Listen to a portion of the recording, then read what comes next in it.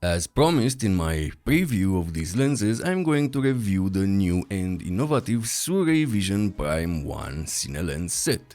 Innovative, you may ask. In case you haven't seen the preview, these lenses have a special feature. You can change the mount of these lenses. Yep, you heard that right. From Sony E, which comes as standard, to Nikon Z, L mount, and surprisingly, the Canon RF. With a bright aperture of f1.4, this set may be the only thing you need to shoot beautiful low-light footage with any full-frame mirrorless camera. Here you can see lenses from the same set, one on my Sony A7C camera and one on my Nikon Z camera. This is also great for people that want to change systems and don't want to lose money selling and rebuying the same lenses or buying multiple adapters. The set is composed of 3 lenses so far, a 25, 35 and 50mm, and they can be bought as a set for $1,599, and they come with all the mounts for every lens, and this nice pelican-like case. This is a super early bird price. After that, the price is going up. You can also buy the lenses separately and they come with the mounts included. Let me show you how easy it is to change these mounts. And that is the thing, you just have to change the mount and that is it. No back focus adjustments or other things like that. With the lenses you get a screwdriver, and it seems Sirui thought of everything and they put some extra screws in case you lose them. With this you open these 4 inside screws, not the outside ones, just these 4.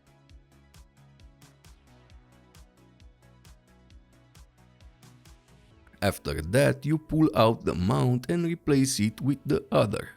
Be careful to properly line it up and put the 4 screws back in. These lenses also have a rubber gasket, meaning they are somewhat weather sealed.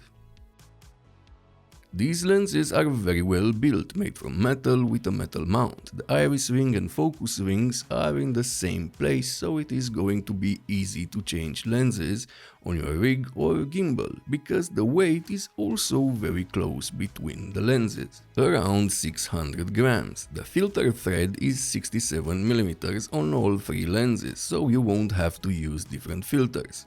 They come in black, which I like a lot, and metal gray. They all have really good minimum focus distance. The 24mm has 26cm, the 35 has 30cm, and the 50 has 43cm. Pretty good for lenses in this price range. The iris rings on all lenses have hard stops, so you won't have to worry about using them with your follow focus system. This means when you reach the end of the focus throw, the ring stops. It doesn't rotate infinitely. The focus ring has measurements both in meters and in feet. The white markings on the left side are for meters and the blue ones on the right are for feet. Nice. So far, from what I can see, these lenses are sharp wide open with good contrast and similar color. But let's take a closer look at each lens and see how is the sharpness across the frame, chromatic aberrations, flare, bokeh and focus breathing. Let's start with the 24mm. This lens is sharp in the middle of the frame, starting from t1.4. The contrast is very good as well. The corners are not that sharp but close to the center. Stopping down to t2.8 improves the overall image, and at t4 it is a pixel peeper's dream. Vignetting also goes away at t4. Chromatic aberrations at t1.4 you can see just a bit, but it is hard to notice. When it comes to LOCA, longitudinal chromatic aberrations, you need to stop down to t4 to totally go away. But they are not that visible wide open to begin with. The bokeh of the lens looks nice and the transition from in focus to out of focus is nice and smooth. Flare, you get some flare wide open, but the contrast remains the same. Also, the flares look very good in my opinion. Focus breathing. There is no focus breathing on the 24mm, and if it is, I can't see it. Good performance. The same with the 35mm. The only lens in the set that sees a bit of focus breathing is the 50mm.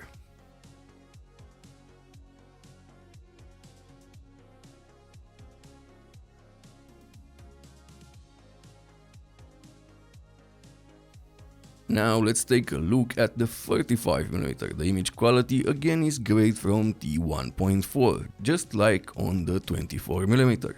The corners look a bit softer, but still with a good amount of details and contrast. Stop down to t2.8 and the image looks sharp from corner to corner.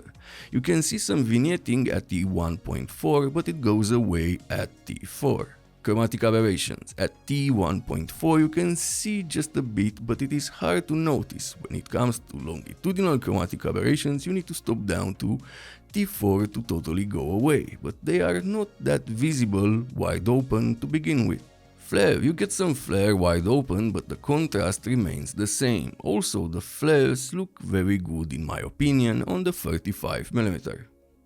The 50mm lens is also sharp in the center of the frame, wide open, but the corners are softer on this lens than on the other two.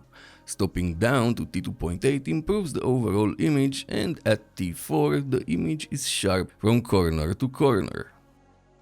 Flare. You get some flare wide open, but the contrast remains the same.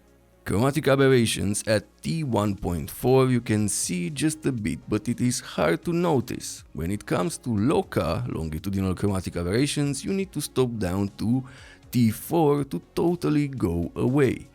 These lenses, as I mentioned earlier, have good minimum focus distance, and they all perform good in my opinion wide open, as you can see here. If you stop down to t2.8, the image is very good.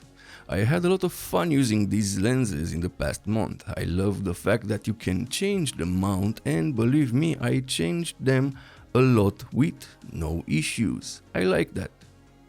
Overall, an innovative Cine set from Sirui with a bright aperture of t1.4 and great image quality that I think it is going to make a lot of people happy. They are well built, well priced, and they have beautiful bokeh, so if you are looking for something like this, check them out. Also, you can use these lenses with the Sirui anamorphic adapter if you want a more special look. If this video was helpful, like, subscribe, and if you want to support the channel even more, use the links in the description at no extra cost to you, and check out my presets. Thank you for watching, see you next time.